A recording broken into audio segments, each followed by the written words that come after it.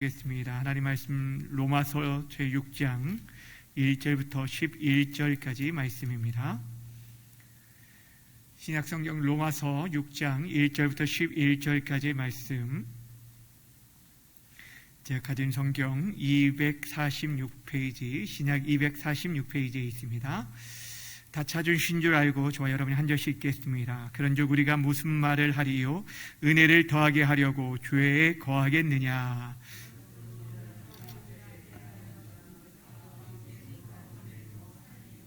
무릇 그리스도 예수와 합하여 세례를 받은 우리는 그의 죽으심과 합하여 세례 받을 줄을 알지 못하느냐?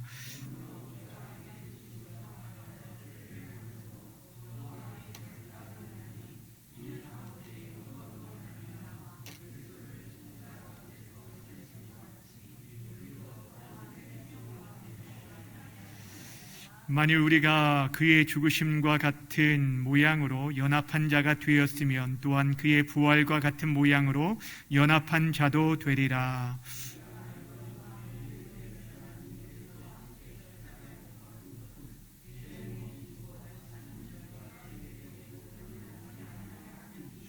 이는 죽은 자가 죄에서 벗어나 의롭다 하심을 얻었음이라.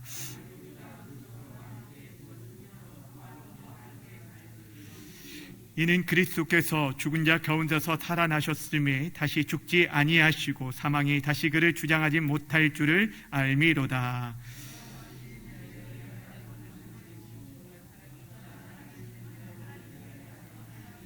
(11절) 함께 읽겠습니다. 이와 같이 너희도 너희 자신의 죄에 대하여는 죽은 자요 그리스도 예수 안에서 하나님께 대하여는 살아있는 자로 여길지어다. 아멘. 오늘 이 시간에는 하이델베르크 교리문답 28번째 시간으로 세례의 오해들에 대해 함께 나누려고 합니다.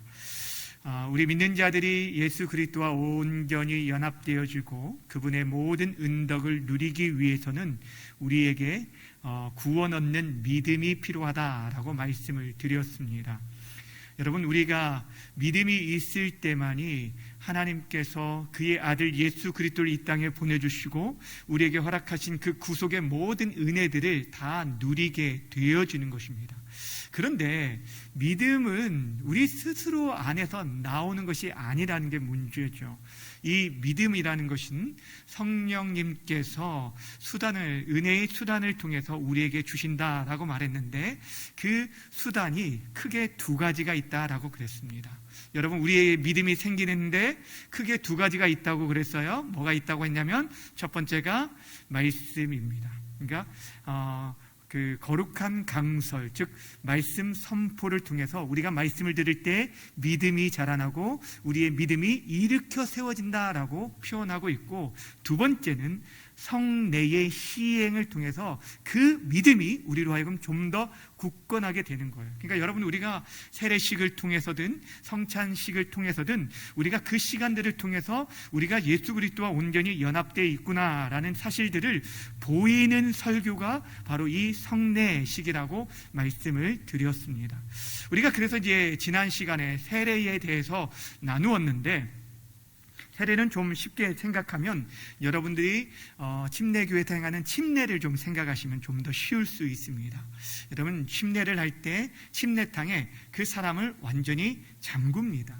잠그고 나서 이렇게 일어나게 되어지는데, 잠근다는 뜻은 어떤 의미냐면 이 사람의 옛사람이 죽었다, 그리스도와 함께 십자가에 죽으신 것처럼 이가 옛사람이 그 죄에 대해서 죽었다라는 의미를 가지고 있고, 또 다시 일어나잖아요. 여러분, 물속에 계속 잠겨 있을 수는 없잖아요. 일어나면 그게 무슨 뜻이냐면 예수님께서 그 죽음을 이기시고 부활하심처럼 그리스도의 살아나심과 함께 이제는 그분이 주시는 새 생명 가운데 살아가는 자가 되었다라는 것들을 의미하는 것이 바로 이 세례의식입니다. 그러니까 예수와 함께 죽고 예수와 함께 살았다라는 그런 의식으로 그리스도와 온전히 연합되었다는 것들을 나타내는 표, 그리고 나타내는 도장이 바로 이 세례라는 것입니다.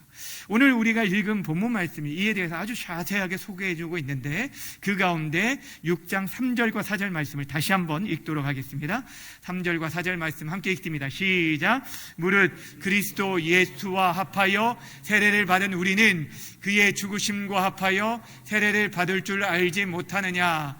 그러므로 우리가 그의 죽으심과 합하여 세례를 받음으로 그와 함께 장사되었나니 이는 아버지의 영광으로 말미암아 그리스도를 죽은 자 가운데서 살리심 같이 우리로 또한 새 생명 가운데서 행하게 하려 함이라. 아멘. 여러분, 그러니까 이 세례식이 굉장히 중요한 거예요. 내가 죄의 씻음, 우리의 죄와 더러움들이 씻어지게 되었다. 무엇으로요? 예수 그리스도의 피와 성령에 의해서 우리가 씻어지게 되었다라는 것들을 나타내는 표가 바로 이 세례식이라는 것입니다. 근데 이 세례에 대해서 오해하는 자들이 있었습니다. 오늘 72문, 73문, 74문이 중세시대부터 또 지금 기독교 역사 가운데 대표적으로 오해하는, 세례에 대한 오해하는 내용들에 대한 것들을 우리에게 소개하면서 우리가 바로 세례에 대한 바른 인식들을 가지고 이 세례를 귀하게 여길 것들을 우리에게 오늘 가르쳐주고 있는데, 그 오해들이 무엇인지 하나씩 우리 질문을 통해서 살펴보도록 하겠습니다. 첫 번째 72문입니다. 여러분 그 주보에 나오는 72문 함께 보도록 하겠습니다. 제가 문제를 읽습니다. 세례의 물로 씻음이 곧 죄 씻음 자체입니까? 답을 하겠습니다. 시작. 아닙니다. 오직 예수 그리스도의 피와 생명만이 우리를 모든 죄에서 깨끗하게 합니다. 여러분, 이 질문이 뭐냐면, 세례식을 하잖아요. 세례를 딱 하는 순간 물이 몸에 이렇게 세례를 받는 순간 우리의 죄가 그 순간 씻어지느냐, 이러한 질문이에요. 그러니까 이렇게 그 세례 자체가 죄 씻음의 자체라고 여겼던, 그렇게 믿었던 사람들이 있었습니다. 대표적인 사람들이 로마 카톨릭입니다. 로마 카톨릭은 지금도요, 세례식 자체가 죄 씻음의 의미라고 생각하기 때문에 세례받는 것을 굉장하게 중요하게 여기고, 그들이 말하는 자신들의 신교에 대해서 지식적으로 그렇게 이해하고 수긍하고 세례를 받고 교회에 정식적으로 등록되면 그것이 곧 하늘나라의 천국 백성이 되어지는 그런 증거로 여겼다라는 것입니다. 그래서 여러분, 천주교에서 보면 좀 몸이 위급한 상황 가운데 있는데 그 사람이 세례를 받지 않으면 그 사제를 빨리 불러서 먼저 다른 것보다 세례를 주려고 합니다. 왜냐하면 그들에게 있어서는 세례를 받지 않으면 구원받지 못한다고 여겼기 때문이에요. 그러니까 세례받지 못하면 그들이 지옥 간다라고 믿었기 때문에 지금도 그렇게 위급한 상황이면, 그래서 사제가 올 수 없는 그런 상황이면 다른 사람이 대신해서 세례를 줄 수 있도록 허락을 해서 그를 대세라고 말하는데, 그만큼 이 세례 자체를 중요하게 여겨요. 그렇다고 해서 그들이 세례만 받으면 무조건 천국에 가느냐? 그건 아니에요. 지옥에 가지 않을 뿐이지, 그 사람이 세례를 받고 나서 착한 일, 선행을 하지 않으면 천국과 지옥 사이에 뭐가 있다고 말해요? 연옥이 있는데 그 연옥에 들어간다라고 말을 합니다. 그리고 그 연옥에서 천국에 가기 위해서 그들이 어떻게 해야 하냐? 그러니까 그 전에 쌓은 선행이 없었다라고 한다면 그의 후손들, 살아있는 사람들이 죽은 자를 위해서 선을 행하면 그 은덕으로, 그 공덕으로 인해서 이 연옥에서 천국으로 옮겨질 수 있다라고 가르치게 됩니다. 그러니까 선행을 굉장히 중요하게 여기죠. 근데 여러분, 성경은 이에 대해서 결코 그렇게 말하지 않습니다. 여러분, 예수님께서 십자가를 지실 때 한편에 있었던 강도가 그 순간에 예수님을 믿고 주님께서 나를 기억해 주십시오라고 말했을 때 주님께서 뭐라고 말씀하셨냐면, 너가 나와 함께 어디에 있을 거라고요? 낙원에 있으리라 라고 말했어요. 이 사람이 어떤 선행을 행한 것이 아니었습니다. 여러분, 그러니까 지금 그만큼 세례 받는 것 자체를 너무너무 중요하게 여기기 때문에, 여러분, 예전에 90년이죠. 1990년 걸프전 전쟁, 여러분 기억하시죠? 이라크와 쿠웨이트 이렇게 침범했을 때 이게 유엔 연합군과 이게 전쟁, 이 걸프전에 있을 때 그 걸프전 당시에 미군들이 신부들 앞에서 막 집단으로 세례받는 장면이 TV에 방영된 적이 있습니다. 왜냐하면 자신들이 이 전쟁 가운데 죽을지도 모른다라고 생각했는데 그런 생각이 있는데 세례만 받으면 그래도 지옥은 면한다라고 생각하니까 사람들이 너나 할 것 없이 막 세례받으려고 하는 사람들이 엄청나게 많았다는 거예요. 무슨 말인지 아시겠어요? 근데 여러분, 지난주에도 말씀드렸지만 우리가 세례 받았다는 그 자체가 구원을 보장해 주는 것이 아닙니다. 우리의 구원은 어디에 있는 것이에요? 바로 예수님을 믿는 믿음에 있는 것입니다. 그 믿음으로 우리가 구원을 받는 거예요. 그러니까 여기서 오늘 말하고 있는 답변이 무엇이냐면 세례, 물로 씻음, 세례의 그 물 자체가 능력이 있어서 우리를 죄를 씻는 것이 아니라는 거예요. 우리의 죄를 씻는 것은 오직 예수 그리스도의 피와 성령으로 씻겨짐을 통해서 우리의 죄가 씻어진다라고 말씀하고 있는 것입니다. 그래서 오늘 우리 고린도전서 6장 11절에서 이렇게 말하고 있어요. 고린도전서 6장 11절 말씀 함께 읽어볼까요? 시작. 너희 중에 이와 같은 자들이 있더니 주 예수 그리스도의 이름과 우리 하나님의 성령 안에서 씻음과 거룩함과 의롭다 하심을 받았느니라. 아멘. 세례의식 자체가 아니라 예수 그리스도의 이름, 그분을 믿는 믿음 또한 성령 안에서 씻음을 받게 된다라고 아주 명백하게 우리에게 말해주고 있습니다. 자, 그렇다면 두 번째 또한 질문을 할 수 있어요. 그러면 세례 자체가 물로 이렇게 씻을 때, 물로 뿌릴 때 그 자체가 죄 씻음이 아니라면 굳이 세례 받을 필요가 있습니까? 라고 질문하는 자들이 있었다라는 것입니다. 오늘 73문이 그 비슷한 질문인데 73문에 보면 그러면 왜 성령께서는 세례를 중생의 씻음과 죄 씻음이라고 말합니까? 실제적으로 죄 씻는 것이 아니라면 왜 그렇게 말했습니까? 라고 묻는 거예요. 자, 그에 대한 답을 좀 길지만 함께 읽겠습니다. 시작. 하나님께서 그렇게 말씀하신 데에는 중요한 이유가 있습니다. 하나님께서는 몸에 더러운 것이 물로 씻겨지듯이 우리의 죄가 그리스도의 피와 성령으로 없어짐을 우리에게 가르치려 하셨습니다. 더 나아가서 우리의 죄가 영적으로 씻겨지는 것이 우리의 몸이 물로 씻겨지는 것처럼 매우 실제적임을 이러한 신적 약속과 표로서 우리에게 확신시켜야 하셨습니다. 자, 여러분, 우리에게 세례를 명하셨어요. 예수님께서 승천하시기에 앞서서 너희는 모든 민족을 제자들 삼아 아버지와 아들과 성령의 이름으로 무엇을 주고? 세례를 주고 내가 너에게 가르친 것들을, 분부한 것들을 모두 지키게 하라 라고 이렇게 말씀해 주셨습니다. 자, 세례를 명하시고 제정하셨는데, 그런데 여러분, 이 세례 자체가 그냥 씻음 자체가 죄 씻음 그 자체는 아니지만 이 세례를 과소평가하거나 이거에 대해서 우리가 쉽게 생각하거나 소홀히 해서는 안 된다는 거예요. 세례가 얼마나 중요한 의미를 가지고 있는지 아느냐라고 우리에게 가르쳐 주고 있습니다. 여러분, 결혼을 하지 않아도 남자가 여자가 눈이 맞아서 여러분 애 놓고 살 수 있어요, 없어요? 있습니다. 예전에 많이 그랬잖아요. 그리고 나중에 결혼식을 하기도 하는데, 그런데도 불구하고 이 결혼 예식을 하는 것은 무엇입니까? 내가 한 사람의 아내가 되었고 남편이 되었다는 것들을 많은 사람들 앞에서 공포하는 시간입니다. 그 선언하는 시간을 통해서 결혼 반지도 교환하고, 그리고 그걸 볼 때마다 내가 유부남이지, 내가 유부녀지, 이것을 생각하는 거예요. 내가 누구에게 속한 사람이구나 라는 것들을 그 결혼식을 통해서 다른 사람들에게도 선포하고 보여주니까 이 결혼 예식 자체가 너무 중요한 거예요. 결혼식을 하는 이유는 축의금 받으려고 하는 게 목적이 아니라는 거예요. 그렇죠? 우리가 가는 이유도 증인으로서 가서 그들의 결혼에 대해서 증인으로 서 있는 것처럼 이 세례식도 굉장히 중요한 의미를 가지고 있는데, 우리에게 가르쳐주고 확신시켜주는 의미가 있다는 거예요. 따라합시다. 가르쳐주고 확신시켜준다.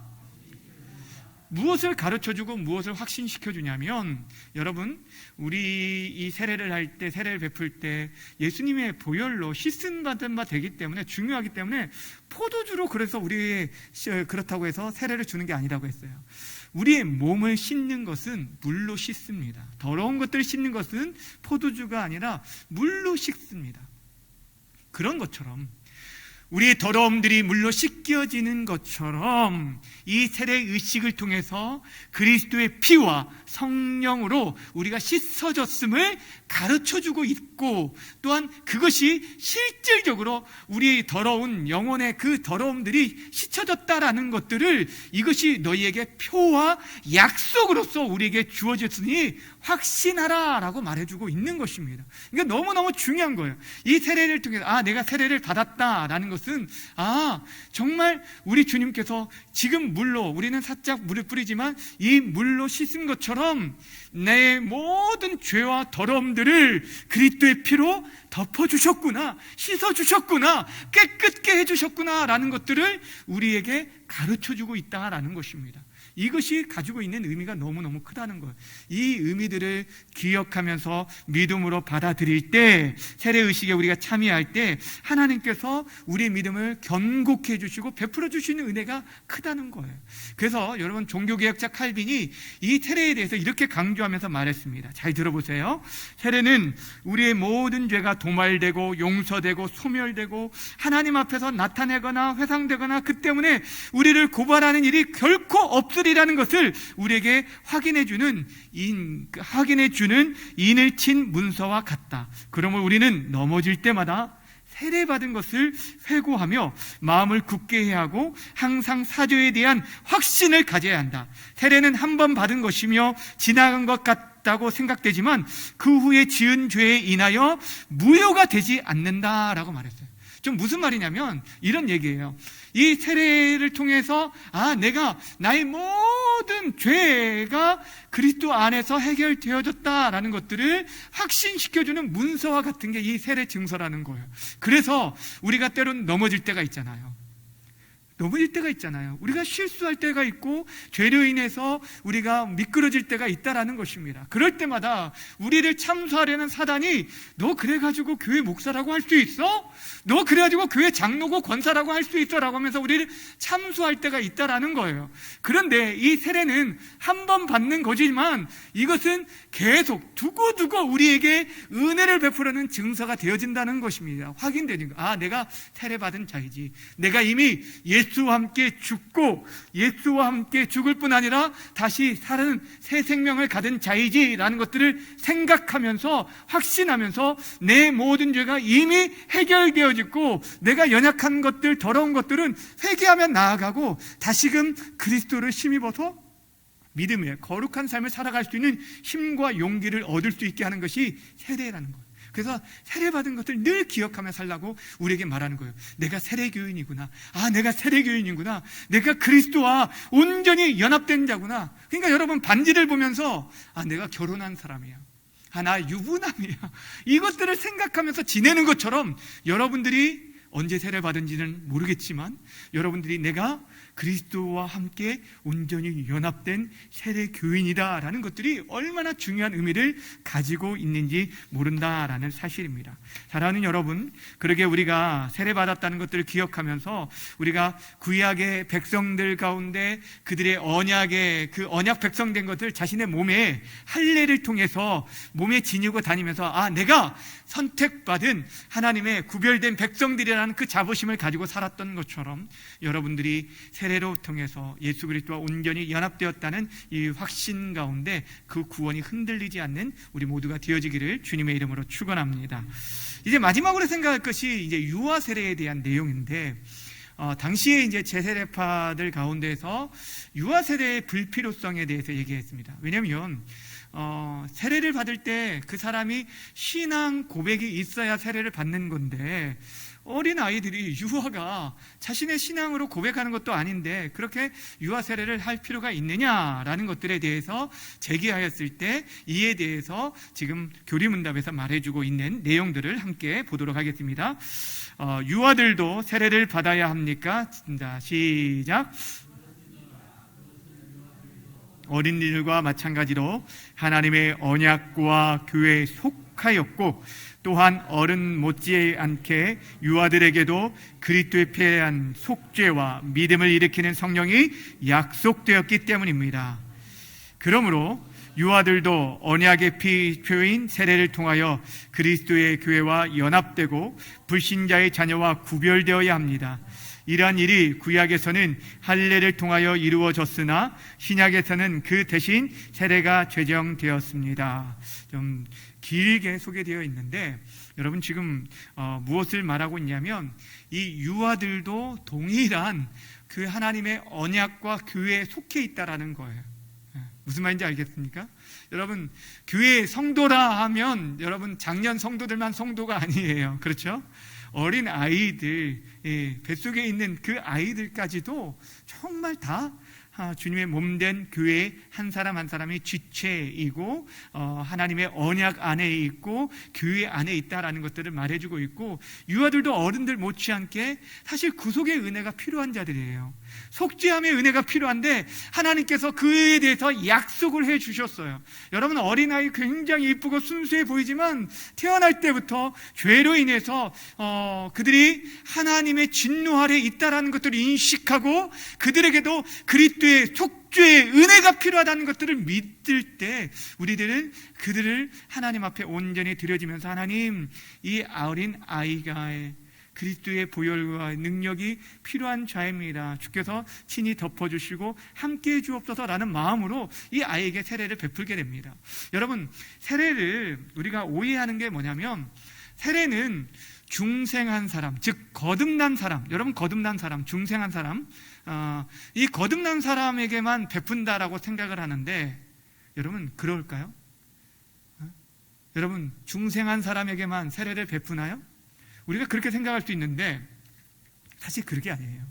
세례는요, 그 사람의 신앙 고백을 통하여서 세례를 베풀게 됩니다. 예를 들어 보세요. 여러분, 세례를 주는 데 있어서 저 사람이 진짜 거듭났는지, 그 사람이 저 사람이 정말 중생하였는지 목회자가 판단할 수 있을까요? 없을까요? 없습니다. 세례받은 사람들 가운데 실질적으로 하나님의 선택받지 못한 백성들도 있을 수 있습니다. 우리가 판단하는 게 아니에요. 그 모든 것은 하나님이 판단하실 것이고 하나님께 있는데, 우리는 다만 무엇이에요? 그 사람이 믿음으로 고백한 것들을 통하여서 세례를 베풀게 되어지는 거예요. 그러니까 세례받은 자체가 구원이 아니네, 구원받은 증거가 아니라는 것이 그런 이유일 수도 있습니다. 유아애들도 마찬가지요. 이 어린 아이가 하나님의 선택을 받은 자인지 유기된 자인지 우리는 아무것도 알 수가 없습니다. 다만 하나님의 언약 공동체 안에 난 자들을 하나님께서 이미 택한 자들로 우리가 받고 믿음으로 그 아이에게 세례를 주는 것입니다. 여러분, 중세시대에 전쟁으로 인해서 굉장히 많은 아이들이 전염병으로, 지금 이 코로나는 문제가 되지 않도록 당시 중세시대의 3분의 1이 여러분 이 전염병으로 죽어가는 그런 일들이 있었어요. 이게 인구의 3분의 1이에요. 그러면 우리나라 같으면 어떨까요? 엄청나겠죠. 1,몇백만 명이 죽어 나갔다는 거예요. 1,600만 명 정도가 죽어 나갔다는 거예요. 여러분, 그런 일들이 일어났을 때 어린아이들도 굉장히 많이 죽었잖아요. 근데 그때 부모들이 이 어린아이들이 제대로 된 신앙 고백도 하지 못하였는데 이들이 정말 천국에 갈 수 있을까? 구원에 대한 그런 의심들이 들었다는 거예요. 그때 이 도르트 신조에서 이에 대해서 이런 식으로 정리를 했는데 한번 잘 들어보세요. 하나님의 뜻은 반드시 그분의 말씀을 가지고 판단해야 하는데, 그 말씀은 신자의 자녀가 거룩하되 본성에 의해서가 아니라 부모와 함께 참여하는 은혜 언약에 의해서 거룩하다고 선언한다. 그러므로 하나님을 경외하는 부모는 하나님께서 유아기에 이생에서 데려가는 자녀의 선택과 구원에 대하여 의심하지 않아야 한다라고 아예 명시를 해놨어요. 무슨 말인지 아시겠어요? 언약 공동체 안에, 그리고 그 부모가 믿음으로 그 안에서 살아가고 있었다면 그 자녀는 하나님께서 선택해 주시고 구원해 주실 것에 대한 확신, 믿음을 흔들리지 말아야 한다라고 말하고 있는 것입니다. 그러면서 이 유아들에게 주는 이 세례를 구약에서 할례와 비교해서 우리에게 소개해 주고 있어요. 어찌 보면 구약의 할례는 이 신약의 세례가 구약의 할례의 갱신이라고 할 수가 있습니다. 여러분, 처음 할례가 이루어졌던 때가 언제였냐면 아브라함 때인데, 아브라함 창세기 17장 10절과 11절에 보면 이렇게 말씀하고 있어요. 한번 함께 읽도록 할게요. 창세기 17장 10절과 11절 시작. 너희 중 남자는 다 할례를 받으라.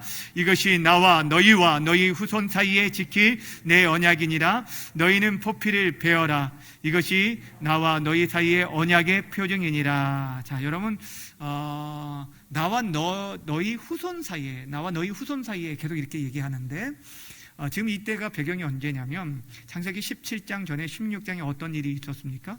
여러분, 아브라함이 85세에 누구를 취했어요? 하갈을 취했어요. 하갈을 취해서 사라의 여종 하갈을 취해서 아들을 낳았는데, 1년 후에 낳았으니까 86세에 아들을 낳았는데 그 아들이 누구였냐면 이스마엘이었어요.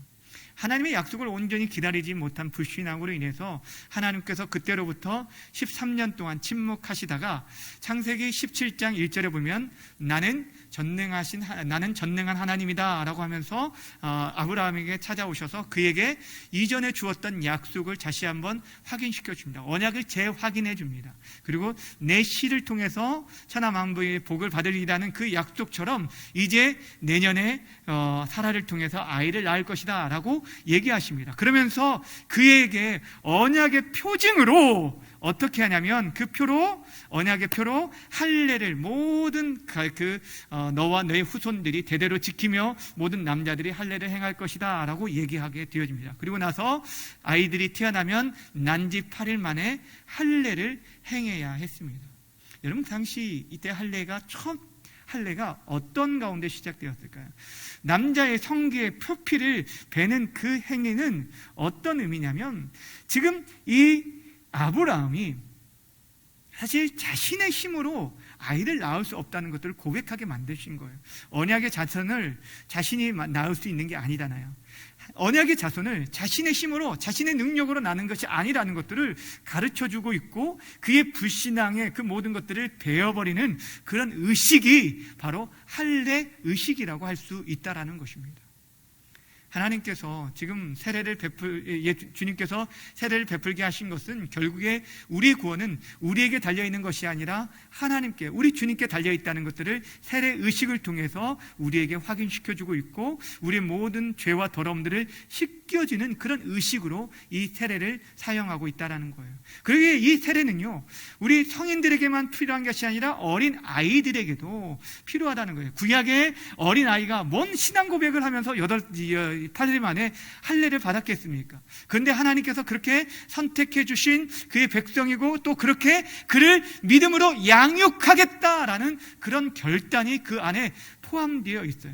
그 언약 공동체 안에서 하나님을 경외하며 섬길 수 있도록 그렇게 가르치겠다라는 결단이 이 할례에 포함되어 있는 것이에요.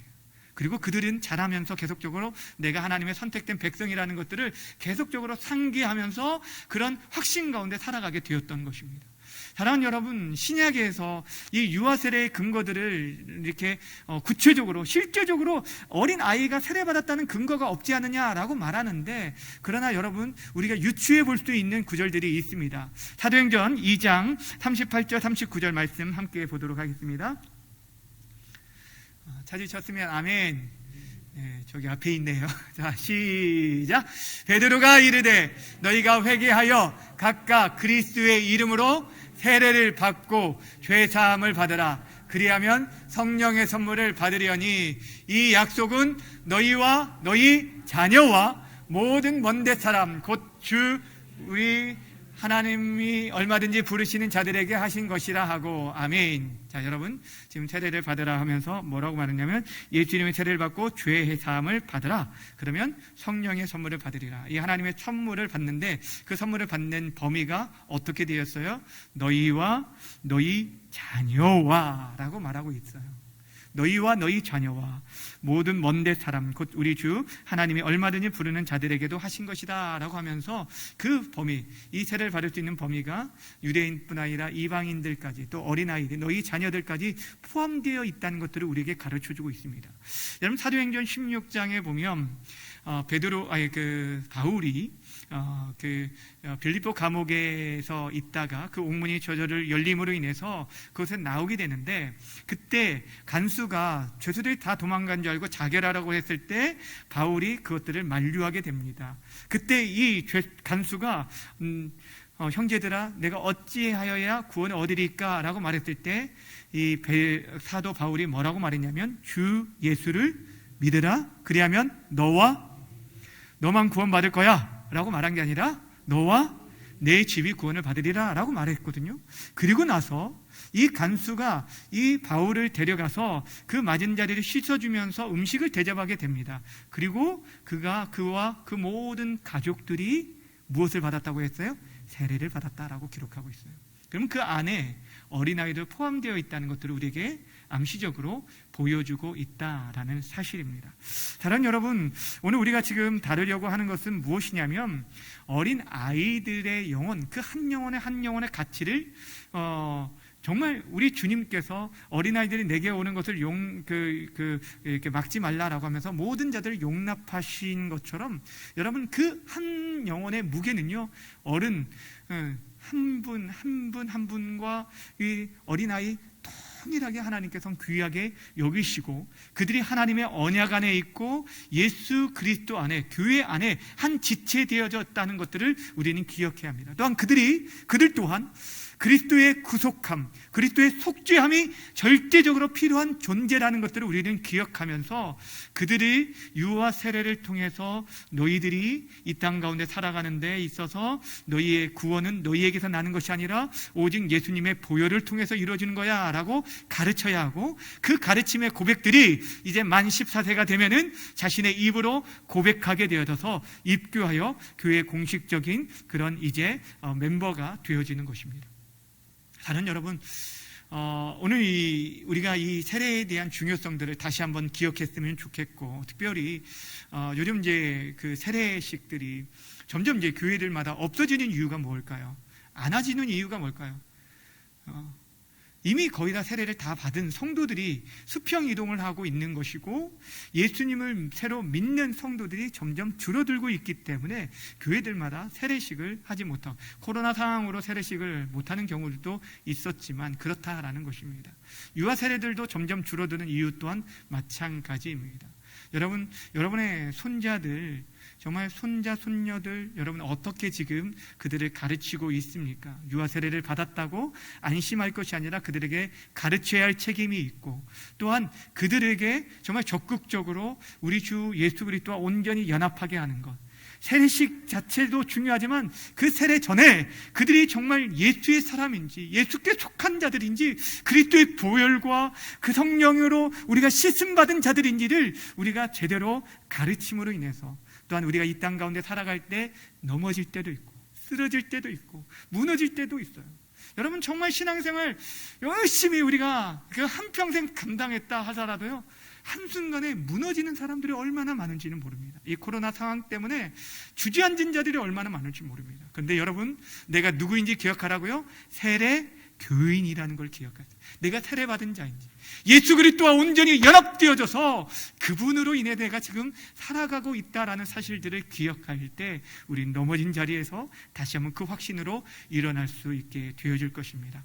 바라고 원하기는 우리 교회 공동체가 주님 오실 때까지 이 세례주라는 이 명령을 매번마다 지킬 수 있도록 새 생명의 역사들이 나타나는 귀한 교회가 되어주고, 또한 우리 자녀들을 믿음으로 잘 양육하는 그런 아름다운 교회로 세워지게 되어지길 주님의 이름으로 간절히 축원합니다. 기도하겠습니다. 참 좋으신 하나님 아버지, 고맙고 감사합니다.